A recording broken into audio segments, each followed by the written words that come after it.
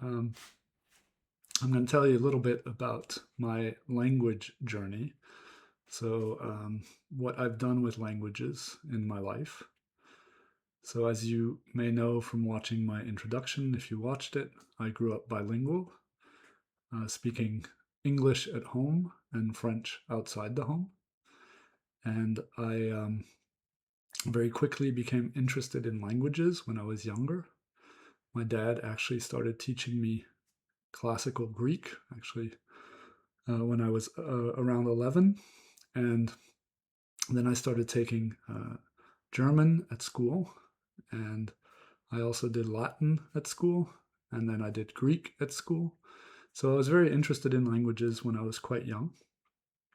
And I took Russian for 1 year in high school as well in France. Then, when I was 14, my parents told us that we were going to move to the US. And I still had 2 years left in high school in France. So I had 1 year left before I would move to the US. So I wasn't going to be able to finish high school in France. And we had some friends that would come down to visit us in the south of France, who were from the Netherlands, which is a country that's north of France. And me and their son, who was about my age, we talked about it, and we decided, why don't I come and live with them for the year before I moved to the US? And we went to our parents and said, could we do this? Could I go live with them in the Netherlands? And they said yes. So then 2 weeks later, I was on a train to go up to the Netherlands, and I actually lived there for 1 school year. And I didn't speak any Dutch, which is the language they speak there, but I went to school in Dutch, and it took me a while to learn to be able to write, especially in Dutch, and be able to speak it.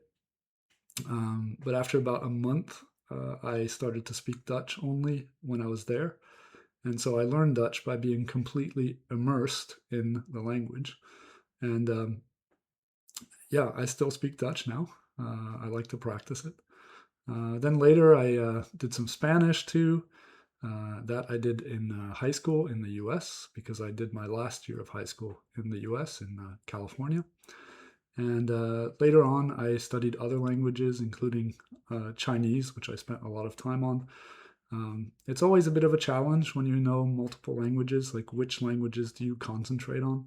My um, college degree, my university degree, is actually in Russian, um, but I haven't spoken Russian in like 20 years, and I feel like I can kind of speak still, but not great, and I haven't spent a lot of time on it. So you always have to make choices when you know a lot of languages. How much time do I spend on each one?